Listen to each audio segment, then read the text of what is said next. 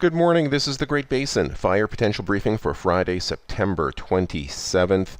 Warmer and drier conditions across the region today, and that'll continue through the weekend. The other issue, there'll be a couple of dry cold fronts coming through.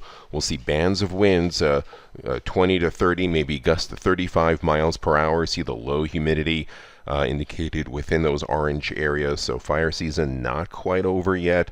Of particular concern still some of our existing incidents up in the north. No precip or lightning.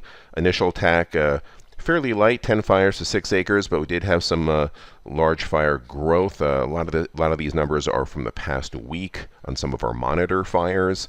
Very light precipitation, drier than normal, and overall, our ERCs are showing a drying tendency across southern and eastern areas. Also, up north as well, starting to dry out. See the upward moving arrows, as well as over parts of Wyoming.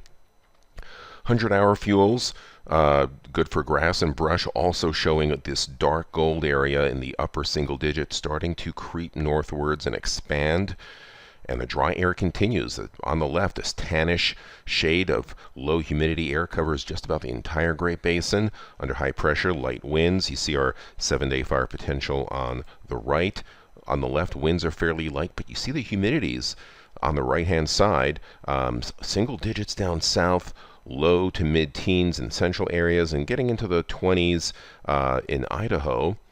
Now, tomorrow, still in that dry air mass, there's an approaching trough and a cold front approaching the Pacific Northwest. It'll get breezy, though. We see the fire danger increasing a little bit, a shift to brown here in the north. And the humidities down there drop down into the teens. The winds also picking up, seeing some more oranges here, so gusts in the 20s to near 30, as well as in parts of central and southern Nevada, where the humidity is quite dry. On Sunday, that front pushes through. Still breezy conditions up north. Lighter winds, but warm and dry down south. You see those stronger winds up into Wyoming and parts of Idaho, where the humidity is in the teens. Also some breezy conditions to locally windy in central Nevada with very low humidities. No precipitation the next 3 days, and further down the road, Monday, same story, dry air mass. That one front leaves. There'll be some cooler air pushing into Idaho, but still on the dry side. And then Pacific high pressure ridge kind of shifting the storm track further north of our area, so any precipitation goes into far northern Idaho and northern Montana. Great Basin stays dry as we go into Wednesday and Thursday. Maybe some moisture tries to creep up from the south, but not much at all. A breezy, drying trend. You see our 7-day.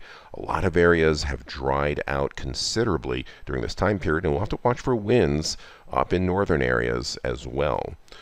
No precip of significance the next 7 days, and the 8 to 14 day continues to show the same. This is going into the second week of October, and much above normal temperatures and much higher probabilities of below normal precipitation continues.